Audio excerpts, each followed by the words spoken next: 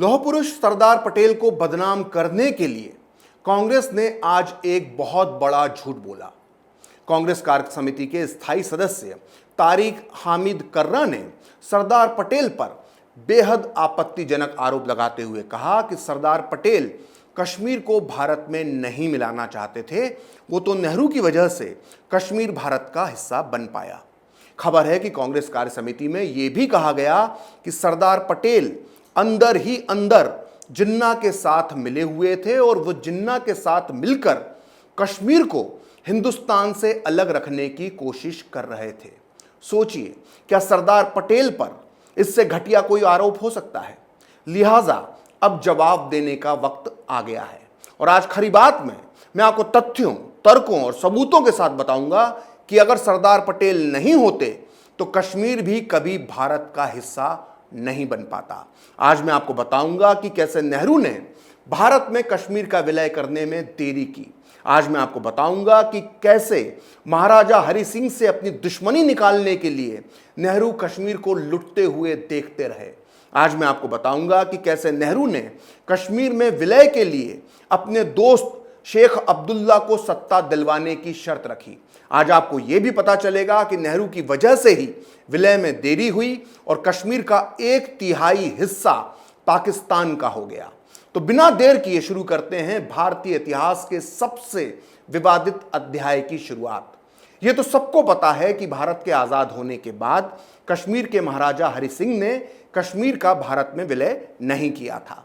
दरअसल इसके पीछे थी नेहरू और महाराजा हरि सिंह की पुरानी दुश्मनी।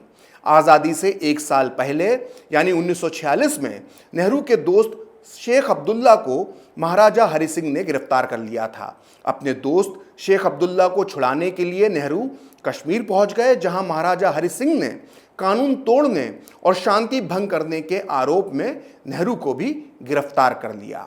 बस यहीं से नेहरू और महाराजा हरि सिंह की दुश्मनी की शुरुआत हुई, जो 1947 में भी जारी रही। भारत जब आज़ाद हो गया तो रियासतों का मंत्रालय सरदार पटेल को सौंपा गया, जिनका काम रियासतों का भारत में विलय कराना था। लेकिन कश्मीर का मामला खुद प्रधानमंत्री नेहरू ने अपने हाथ में रखा। महाराजा हरि सिंह नेहरू पर बिल्कुल भी भरोसा नहीं करते थे। उन्हें पता था कि नेहरू कश्मीर की सत्ता अपने दोस्त शेख अब्दुल्ला को सौंपना चाहते हैं, जो महाराजा को मंजूर नहीं था। लिहाजा वो कश्मीर का भारत में विलय करने से हिचक रहे थे। अगर बाकी रियासतों की तरह कश्मीर का मामला भी नेहरू की बजाय सरदार पटेल के हाथों में होता तो वो इसे भी आराम से हल कर लेते। खैर, इसी बीच पाकिस्तान ने कश्मीर हड़पने के लिए अपनी तैयारियां शुरू कर दी। 22 अक्टूबर 1947 को पाकिस्तान की सेना ने कबायलियों के भेष में कश्मीर पर हमला बोल दिया। कबायली बहुत तेजी से आगे बढ़ रहे थे। ये देखते हुए महाराजा हरि सिंह ने 24 अक्टूबर 1947 को ही जम्मू कश्मीर के उप प्रधानमंत्री रामलाल बत्रा को विलय पत्र लेकर दिल्ली भेज दिया था। लेकिन इस विलय पत्र पर फैसला लेने में नेहरू ने पूरे 3 दिन की देरी लगाई। दरअसल नेहरू ने 24 अक्टूबर 1947 को इस विलय पत्र को इसलिए स्वीकार नहीं किया क्योंकि इसमें उनके परम प्रिय मित्र शेख अब्दुल्ला को सत्ता सौंपने का वादा नहीं था। 25 और 26 अक्टूबर को दिल्ली में लंबी लंबी बैठकें होती रहीं, लेकिन नेहरू टस से मस नहीं हुए। आखिरकार जम्मू कश्मीर के प्रधानमंत्री मेहर चंद महाजन को दिल्ली बुलाया गया। इसके बाद क्या हुआ, इसका जिक्र खुद मेहर चंद महाजन ने अपनी आत्मकथा लुकिंग बैक में किया है। जस्टिस मेहर चंद महाजन बाद में जाकर भारत के तीसरे मुख्य न्यायाधीश भी बने, इसलिए उनकी लिखी बातों पर कोई सवाल नहीं उठा सकता है। जस्टिस मेहर चंद महाजन अपनी आत्मकथा लुकिंग बैक में लिखते हैं कि मैंने बैठक में बताया कि पाकिस्तानी कबायली श्रीनगर की तरफ बढ़ रहे हैं, इसलिए कश्मीर को तत्काल सैनिक मदद दी जाए। मैंने भावुक होकर कहा कि श्रीनगर को विनाश से बचाया जाना चाहिए। इस पर प्रधानमंत्री नेहरू ने कहा कि कोई बात नहीं, अगर कबायलियों ने श्रीनगर पर कब्जा भी कर लिया तो भारत इतना ताकतवर है कि वो उसे वापस छुड़ा लेगा। नेहरू की ये बात सुनकर मैंने सोचा कि श्रीनगर को तो वापस छुड़ा लिया जाएगा, लेकिन जो विनाश होगा उसकी भरपाई कौन करेगा। लेकिन फिर भी मैं सैनिक सहायता की मांग पर अड़ा था और नेहरू अपनी बात पर अड़े हुए थे। सोचिए, नेहरू अगर ये 3 दिन की देरी नहीं करते तो भारतीय सेना 24 अक्टूबर को ही कश्मीर पहुंच जाती और हजारों जानें बचाई जा सकती थी। यहां तक कि पाकिस्तान के कब्जे में आ गए कई कश्मीरी इलाके भी आज भारत के पास होते। नेहरू के घर पर हो रही इस सनसनीखेज बैठक के बारे में जम्मू कश्मीर के तत्कालीन प्रधानमंत्री जस्टिस मेहर चंद महाजन अपनी आत्मकथा लुकिंग बैक में आगे जो लिखते हैं वो और भी चौंकाने वाला है। उन्होंने बताया है कि नेहरू को विलय पर मनाने के लिए उन्हें धमकी तक का सहारा लेना पड़ा।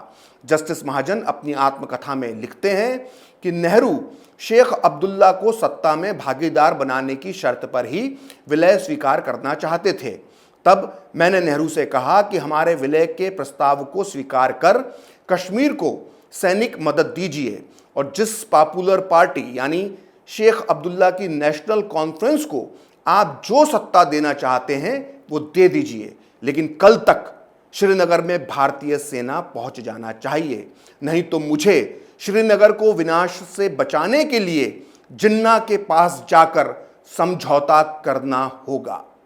अगर आपको फिर भी जम्मू कश्मीर के तत्कालीन प्रधानमंत्री और बाद में जाकर इस देश के चीफ जस्टिस बने मेहर चंद महाजन की बात पर यकीन नहीं हो रहा है तो फिर आपको सरदार पटेल की जीवन पर लिखी गई मशहूर लेखक दिनकर जोशी की किताब महामानव सरदार पढ़ना चाहिए। दिनकर जोशी ने अपनी किताब के पेज नंबर 201 पर भारत का इतिहास बदल देने वाली इस अहम बैठक के बारे में जो लिखा है उसे हर कांग्रेसी को ध्यान से सुनना चाहिए। उन्हें पता चल जाएगा कि कश्मीर अगर भारत का अंग बना तो इसमें सरदार पटेल की कितनी बड़ी भूमिका थी। दिनकर जोशी ने लिखा है कि बैठक में नेहरू ने महाजन से कहा कि ये कोई बच्चों का खेल नहीं है कि आंख झपकते ही भारतीय सेना कश्मीर पहुंच जाए। आप मुझे धमकी मत दीजिए, आप चाहें तो यहां से जा सकते हैं। नेहरू की यह बात सुनकर महाजन उठकर दरवाजे की तरफ जाने लगे।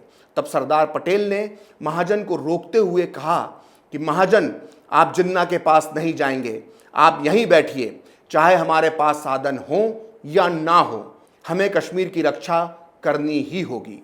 महाजन जब ये धमकी दे रहे थे तो इसकी गूंज तत्काल शेख अब्दुल्ला के कानों तक भी पहुंची, जो उस वक्त नेहरू के घर पर ही रुके हुए थे। जब शेख अब्दुल्ला ने अपने हाथ से सत्ता फिसलते देखी तो उन्होंने एक पर्ची नेहरू तक पहुंचाई। महाजन के मुताबिक शेख ने इस पर्ची पर लिखा था कि जो महाजन का विचार है वही उनका भी विचार है। ये पर्ची देखकर नेहरू का रुख पूरी तरह से बदल गया। सोचिए, अगर उस दिन नेहरू की गलती पर सरदार पटेल कड़ा रुख नहीं अपनाते तो कश्मीर भारत के हाथ से निकल गया होता। नेहरू को दरअसल कश्मीर से प्यार नहीं था, उन्हें कश्मीर से ज्यादा अपने दोस्त शेख अब्दुल्ला की चिंता थी। इसका जिक्र एनवी गाडगिल भी करते हैं, जो नेहरू सरकार में पीडब्ल्यूडी मंत्री थे। वो अपनी किताब गवर्नमेंट फ्रॉम इनसाइड के पेज नंबर 61 पर जो लिखते हैं उसे हर कांग्रेसी को बहुत ध्यान से सुनना चाहिए। गाडगिल ने अपनी किताब में लिखा है कि कश्मीर के महाराज हरि सिंह कश्मीर का भारत में विलय चाहते थे, लेकिन सच तो यह है कि नेहरू उस समय कश्मीर के विलय के लिए ज्यादा उत्साह नहीं दिखा रहे थे। बाद में जब कश्मीर के प्रधानमंत्री मेहर चंद महाजन ने भी नेहरू को कश्मीर के विलय को स्वीकार करने के लिए कहा, तब भी नेहरू टस से मस नहीं हुए। नेहरू शेख अब्दुल्ला के मन की बात जानना चाहते थे। अंत में जब शेख अब्दुल्ला ने उनसे विलय स्वीकार करने की अपील की तब जाकर नेहरू माने। महाराजा हरि सिंह ने वो सब कुछ किया जो नेहरू ने उनसे मांगा था। यानी साफ है कि जब महाराजा हरि सिंह ने शेख अब्दुल्ला को कश्मीर की सत्ता सौंप देने की बात मान ली, तभी नेहरू ने कश्मीर की रक्षा के लिए सेना भेजने पर हामी भरी। यानी एक हाथ से ले दूसरे हाथ से दे। लेकिन इस लेन देन और सौदेबाजी के बीच कश्मीर को और बाद में जाकर इस देश को कितनी बड़ी कीमत चुकानी पड़ी, इसका अंदाजा शायद आपको नहीं होगा। अगर भारत 24 तारीख को ही सेना भेज देता तो बारामूला, पुंछ, राजौरी, नौशेरा, अखनूर, कोटली, छंब में हजारों लोगों की जान और हजारों महिलाओं की इज्जत बच जाती, जिन्हें कबायलियों ने तार तार कर दिया था। लेकिन फिर वो नेहरू ही क्या जो सही समय पर सही फैसला ले ले। सरदार पटेल पर घटिया और घिनौने आरोप लगाने वाले कांग्रेसियों को शायद ये नहीं मालूम है कि कश्मीर का मुद्दा आखिर कैसे यूनाइटेड नेशंस में पहुंचा, जिसकी वजह से पाकिस्तान आज हर अंतर्राष्ट्रीय मंच पर कश्मीर के मुद्दे को उठाता है। दरअसल इसके पीछे अगर कोई एक व्यक्ति जिम्मेदार है तो उसका नाम है जवाहरलाल नेहरू। नेहरू ने ही सबसे पहले कश्मीर में जनमत संग्रह करवाने की बात कही थी, जबकि सरदार पटेल ने इसका विरोध किया था। यहां तक कि सरदार पटेल को धोखे में रखकर नेहरू ने 28 अक्टूबर 1948 को ऑल इंडिया रेडियो से अपने भाषण में जनमत संग्रह करवाने का ऐलान कर दिया था। ये बात मैं नहीं कह रहा हूं, बल्कि उस दिन क्या हुआ था इसका वर्णन किया है सरदार पटेल के पर्सनल सेक्रेटरी और आईसीएस अधिकारी वी शंकर ने अपनी मशहूर किताब रेमिनिसेंसेस ऑफ सरदार पटेल में।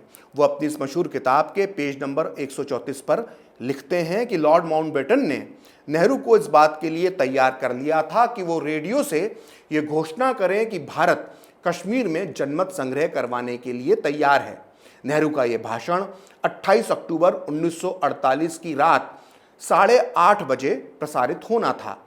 प्रधानमंत्री नेहरू उस दिन बहुत ज़्यादा व्यस्त थे, इसलिए उन्होंने अपने भाषण की कॉपी रात में 8:15 बजे सरदार पटेल के पास भेजी। पटेल ने जैसे ही इस भाषण में जनमत संग्रह की बात लिखी देखी तो उन्होंने पंडित नेहरू के घर पर फ़ोन लगाया, लेकिन वो अपने घर से ऑल इंडिया रेडियो के दफ्तर निकल चुके थे। इसके बाद सरदार पटेल ने मुझे ऑल इंडिया रेडियो के दफ्तर जाने का आदेश दिया।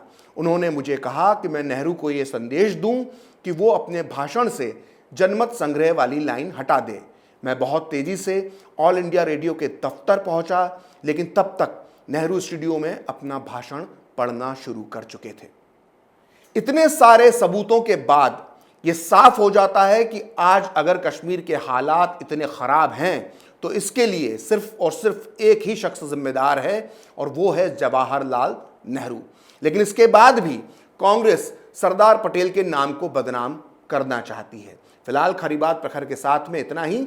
आप चाहें तो मुझसे जुड़ने के लिए मेरे फेसबुक पेज प्रखर श्री 78 को लाइक कर सकते हैं, और अगर ट्विटर पर आप मुझसे जुड़ना चाहते हैं तो मेरा ट्विटर हैंडल है प्रखर श्री 78। अगर आपको ये वीडियो पसंद आया तो इसे लाइक करें, शेयर करें और कैपिटल टीवी को सब्सक्राइब करें। नमस्कार।